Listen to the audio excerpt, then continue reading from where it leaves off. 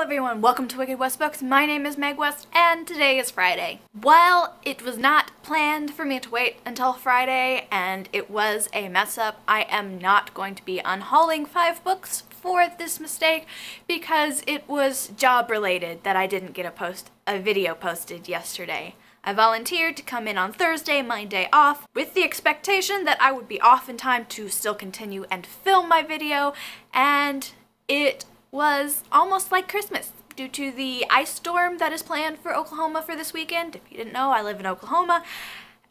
It was Christmas levels of crazy in people buying their food, so I actually got home at almost 10 o'clock last night and I wasn't There's no way to film, edit, render, and upload a video. So this is late and I'm not going to take 5 books away from myself for it because it was circumstances out of my control. The purpose of this video is to finish up my wrap-ups for last year, so these are the books that I read during the month of December. To start off the month of December, I finally finished this monster of a book. This is the Monster Hunter bind-up of the first 3 novels in the series by Larry Correia. I finished the 3rd book in the series, which is Alpha, and if you haven't seen me talk about Monster Hunters before, it's more my husband's book than it is mine. In fact, this is actually my husband's copy of the book. It is an urban fantasy, which is my favorite genre, but this is not my favorite way to portray that.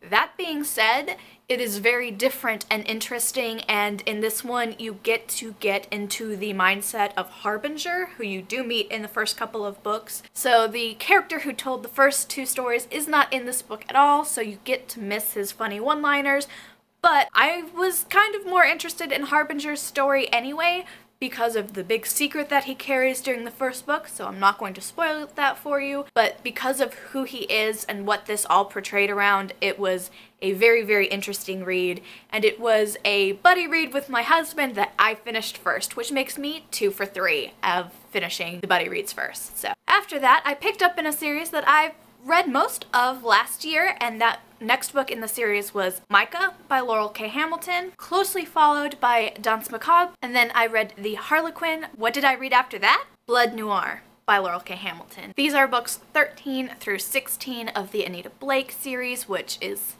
these books right over here, and we have gone past the books that I own, so hopefully this year I can afford to continue buying and complete my ownership of this series. As they are books 13 through 16, I'm not going to give too much away about them because that would just be major spoilers for the series. I of course was not going to go through the final month of 2016 without reading the Booksplosion Book of the Month when I had done so and participated the entire year, one of the few resolutions I managed to succeed at. So the next book I read after that is The Sun is Also a Star by Nicola Yoon. And while contemporary is not my favorite genre, it's not a hated genre, but it is one of the least favorite ones that I read, I really enjoyed this book, especially for the premise of it being an insta-romance. It pretty much tells you on the cover they meet and fall in love with 24 hours, and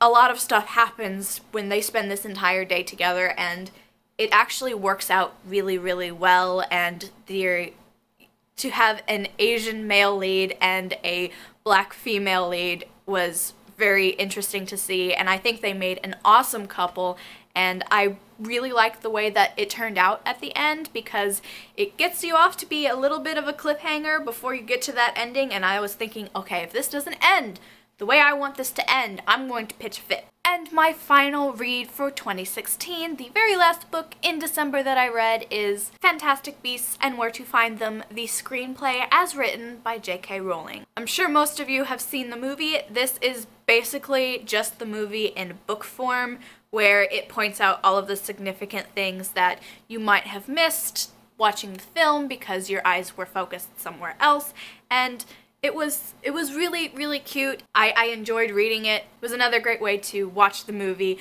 without actually going and seeing the movie again, and the artwork in it of the beasts is just really cute. So yeah, that's it. That's all I really have for this video. finishes going through all of the books that I read during the year of 2016. I finished out at 88 books for the year. I was trying for 100, didn't quite get there, but I am not at all ashamed of what I managed to do for last year. That's all I have for this video. I'd like to know how many books you read last year, if you will comment that down below. Also, if you enjoyed this video, please give it a thumbs up and feel free to subscribe to my channel if you haven't already. I post videos every Thursday this year, or else I lose books. Thank you guys for watching. Have a wicked day.